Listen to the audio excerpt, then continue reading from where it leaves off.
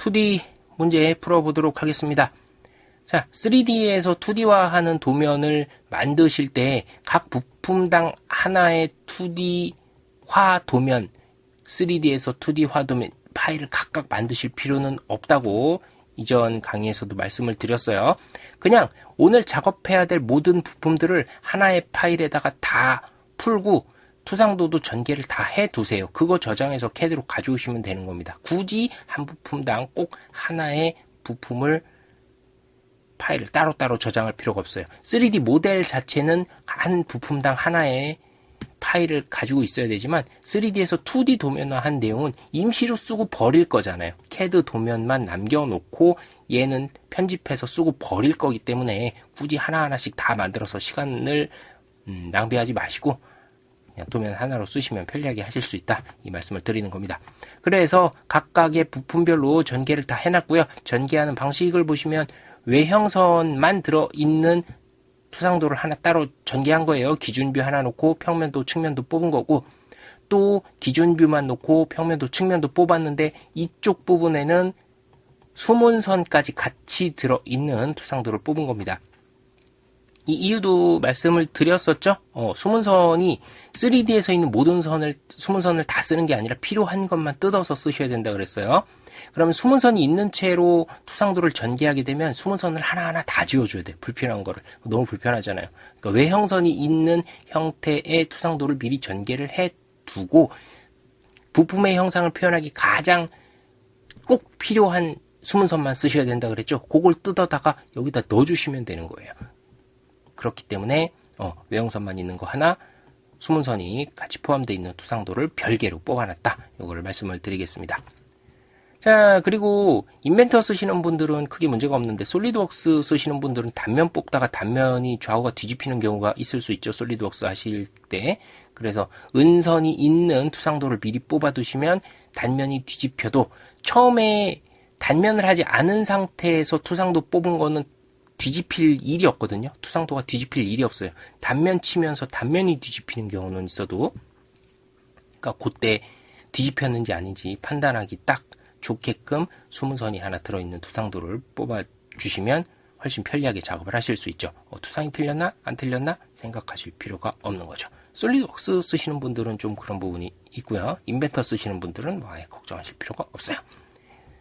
자, 그래서 기본적으로 외형선만 있는 투상도를 사용을 하시면 돼요.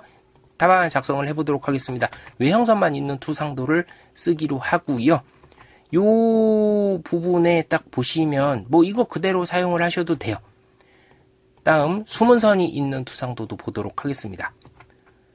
속에 이 말발굽 형태로 파져 있는 부분이 표현이 되어 있죠. 이건 단면을 한 거예요. 여기서 확대를 해서 보면 요 부분에서 단면을 해준 겁니다. 아니면 이쪽 부분에서 단면을 해도 투상도는 유사하게 나오겠죠. 이쪽 부분 혹은 이쪽 부분을 임의로 단면을 해서 이 부분을 표현을 해준 겁니다. 단면 도상 표현을 해준 거예요. 그 다음에 정중앙을 가로지른 부분은 이쪽, 지금 여기서 보실 땐 좌측면도인데요. 홀이 하나 있죠. 홀 표현해 주려고 반을 갈라서 표현을 해줬어요. 굳이 이 측면도는 사실상 필요는 없어요. 요거 두 개만 가지고 하셔도 충분합니다.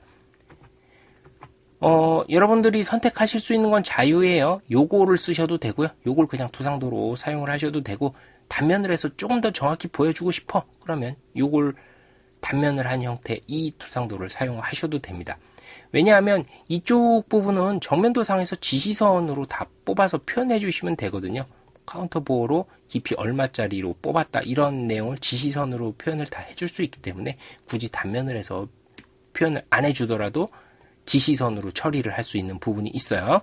근데 어차피 똑같이 작업하는 거 조금 더 정확한 투상도, 보기 좋고 작업하기도 훨씬 편한 투상도를 만들겠다 하면 이런 식으로 표현해 주는 게 좋겠죠. 그래서 평면도는 요걸로 테이크를 해서 선택해서 사용을 하도록 할게요.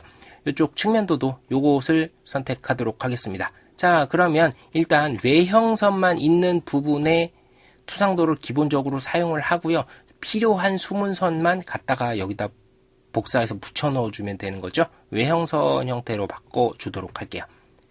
다음, 이거 사용하지 않기로 했다고 말씀드렸죠? 그러면 과감히 지워주도록 하겠습니다. 어디 걸 뜯어다 쓴다?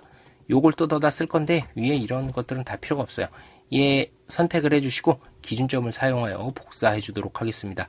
요 밑에 점 기준으로 해서 클릭해서 컨트롤 V 눌러주시고요. 여기다가 다시 클릭하면 같은 위치에 딱 붙게 되죠.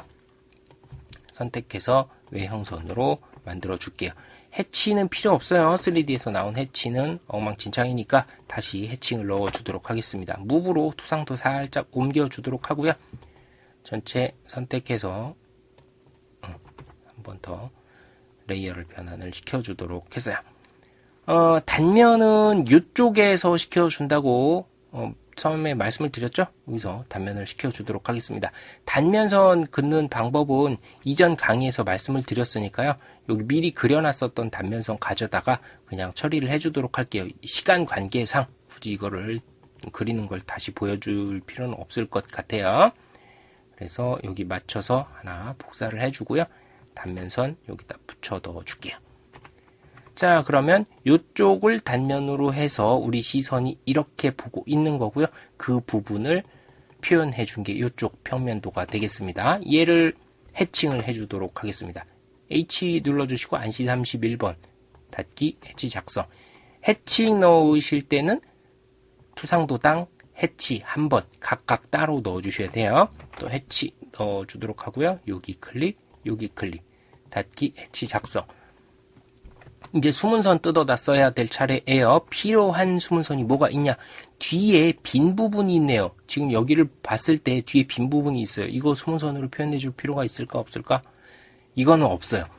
자, 평면도에 보시면 이미 이런 형태로 그냥 관통된 사각형, 직사각형 형태로 쭉 관통된 빈 부분이 있다는 걸 알 수 있죠. 이걸 굳이 수문선으로 여기 표현을 해 줄 필요가 없는 거예요. 이건 요것만 가지고 알 수가 있으니까.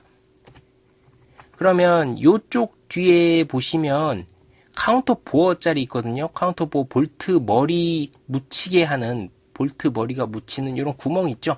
이 구멍이 있어요. 이거 놓치지 않도록 주의하셔야 되죠.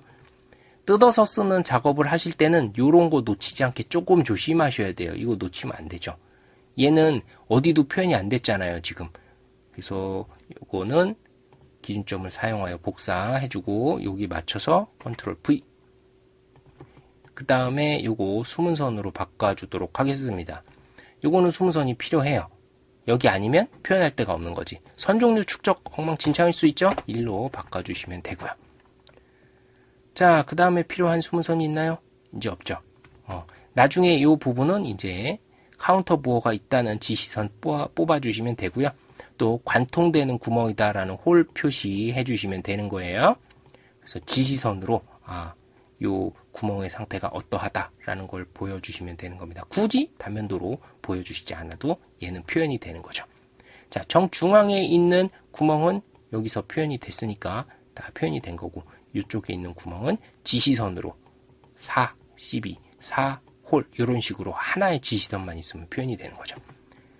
자, U자형으로 장공의 형태로 뚫려 있는 부분은 이쪽에서 단면 표시가 돼 있으니까 이제 치수 기입을 여기서 해주시면 되는 거겠죠. 이렇게 해서 첫 번째 부품의 2D 답안 전개를 진행을 해봤어요.